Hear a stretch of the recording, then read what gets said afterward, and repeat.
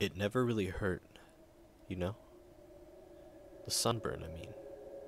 People always told me about the sharp heat that radiated from their burns, the stinging pains and the dull aches. I never felt that pain, though, and I never understood why people hated them so much. I loved sunburns. As a kid, I would just lay, waiting for my skin to redden and raise in the afternoon sun. The heat that radiated from them was almost euphoric. It would come up from the very edges of my skin and slowly seep down to the core of my body. It warmed me up in my entirety, regardless of how cold I was. It was like a loving embrace from within your own skin. The skin, too, it was my favorite part. The way it would slowly change color like it was trying to mirror the sun's light, only to fall off with the slightest touch. I loved peeling back those pale white flakes. I'd sometimes challenge myself just to see how long of a strip I could pull off. Not many people liked it when I did that, though. They'd call me disgusting and a freak whenever I would do it, so I started wearing shirts with sleeves. If they couldn't see the strips, they can't get mad at me, right? Then they just made fun of how I looked, so I smiled and laughed along. I hoped if I acted like them, maybe they would leave me alone. It worked for a while. While with others, I would laugh and pretend to be like them, always feeling the warm call of the sun under my clothes. As soon as I was done with that facade, I would find a nice open clearing and strip. I'd take my clothes off and bask in the heat, pulling away at my shedding skin as it peeled. It was therapeutic. It was during one of these relaxation sessions that I saw it. Beside me in the grass, hanging from a small raised plant, was a cocoon. It basked in our shared rays, and I'm sure whatever was inside of it felt the warmth of the sun from inside their pale shell.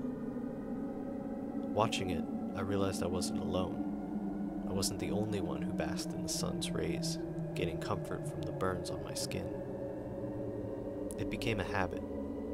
Every day, after I was done living a lie, I would come back to that clearing and bask beside my new friend.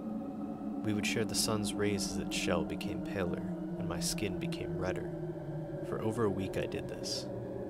After the week, I watched the most beautiful metamorphosis happen. Emerging from a pale and flaky white corpse was a creature of beauty. Color danced off of its wings as it tested its own body. It learned to be comfortable in the new body of a butterfly, a form nobody could call disgusting. I felt a moment of envy looking at the creature's old shell, dead and flaking away.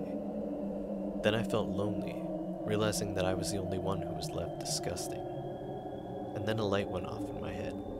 I just didn't bask long enough. I could be beautiful too. I just had to wait like the butterfly did. Stay in the sun until it blessed me like that. So I did. I stayed there until the sun set and watched the sun rise. I felt the skin peel and raise as blisters formed and eventually popped. Days went by as I felt wiggling inside of the new holes in my body, but I didn't pay it heed. I just had to be patient. It was a little over a week when they found me.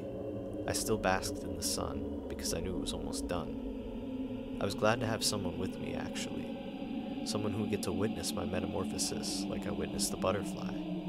They screamed and vomited, but I'm sure the beauty was just too much for them to handle.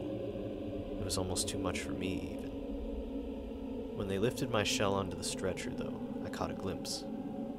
Beneath the rotting and burnt skin, and beneath the writhing mass of insects feeding off of my shell, was a deep porcelain white. The true color of my beauty was coming through. I just couldn't wait to be finished. Even after all this time, there wasn't a single burning sensation. There was just a warm embrace, and I had to thank the sunburn for peeling away my shell.